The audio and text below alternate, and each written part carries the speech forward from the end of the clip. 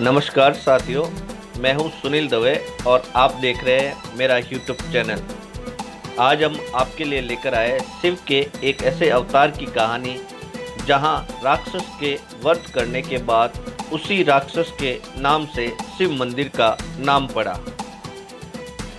बाड़मेर जिले में एक ऐसा स्थान है जहां सैकड़ों झरनों और बरसात के पानी से पूरे सावन माह में शिव का अभिषेक होता है।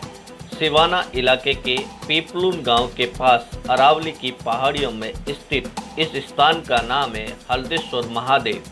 अरावली की पहाड़ियों सावन में बारिश के दौरान पहाड़ियों के इर्द गिर्द बादलों की धुंध, मनमोहक हरियाली और कल बहते सैकड़ों झरनों की पहाड़ियों में गूंजती मोहक आवाज़।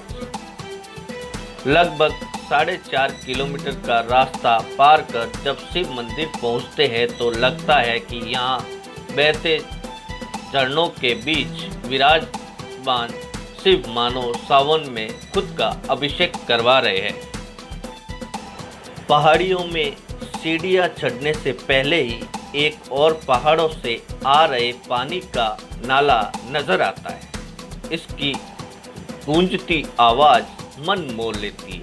नाले के पास खड़े होकर सेल्फी और ग्रुपी खिंचवाने का श्रद्धालुओं में क्रेज रहता है। पहले 200 मीटर ऊपर चढ़ते ही झरनों का समूह नजर आता है जो पहाड़ी से आकर मिलता है। रेगिस्तान में इस तरह का दृश्य रोमांचित कर जाता है।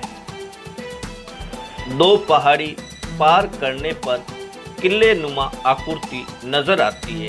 खंडर हो चुकी इमारत के बारे में स्थानीय लोग बताते हैं कि वीर दुर्गादास यहाँ औरंगजेब के दोनों बेटों को लेकर आए थे और वे यही रहते थे।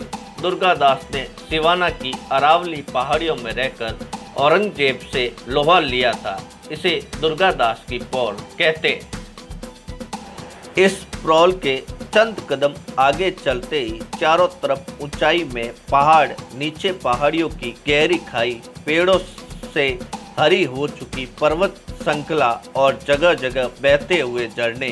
पहाड़ियों में धवल धारा और झरने का कोलाहल रोमांचित करता है। झरनों का समूह जहां मिलता है वहां ऐसे लगता है कि सैकड़ों लीटर दूध बह रहा हो। पहाड़ी का रास्ता ऐसा कि मानो अब फिसले, लेकिन हल्देश्वर जाने के इस रास्ते में श्रद्धालु पता नहीं किस ताकत से आसानी से चढ़ जाते हैं। जो यहाँ के मजदूर है वे तो दिन में 4-5 चक्कर लगाने की बात कहते हैं। लगभग 2.5 किलोमीटर की चढ़ाई के बाद पेड़ों के समूह के बीच ऊंट चढ़ते देखे जा सकते हैं। ये अचंभित करने वाला है कि इतनी दूर ऊंट या पशु कैसे आ गए। यहाँ मंदिरों के पारंपरिक ओटे बने हुए हैं। इनमें हनुमान, रामदेव और अन्य देवताओं की प्रतिमाएं हैं। यहाँ श्रद्धालु रुककर विश्राम करते हैं। इसके पास बट के बड़े बड़े वृक्ष है। यहाँ वनस्पति और जड़ी बूटियों का खजाना बिखरा हुआ है।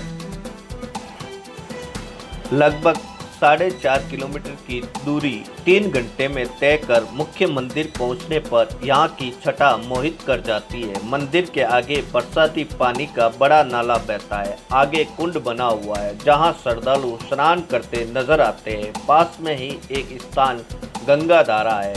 पुजारी बताते हैं कि ये पानी कभी ख़त्म नहीं होता। यहाँ पीने के पानी का यही माध्यम है। मंदिर के आगे बट वृक्ष है जो पूजा स्थल है। यहाँ जमीन से निकले हुए शिवलिंग प्राकृतिक है और उस पर अब यही के पत्थरों से मंदिर का निर्माण हो रहा है। चारों तरफ पहाड़ियों से झरनों की आवाज़ आती है और मंदिर के पार झांकते ही झरने मानो शिव का रुद्र अभिषेक कर रहे हों।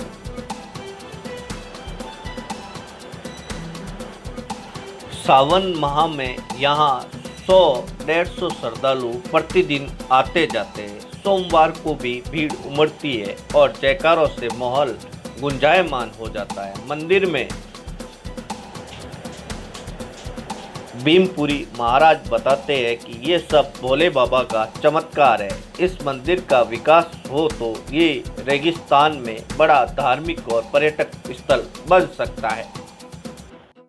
यहाँ सिरोही, जोधपुर, जालोर, बाड़मेर, सिवाना, बालोतरा से श्रद्धालु आते हैं। उन्होंने बताया कि यहाँ की प्राकृतिक छटा और चमत्कार को सुनकर आए हैं। कई लोग सालों से आ रहे हैं। वे कहते हैं कि यहाँ आने के बाद केवल भक्ति और आनंद का साथ रहता है। यहाँ गोट का आयोजन कर लोग भी शिव भक्ति में लीन नजर आए।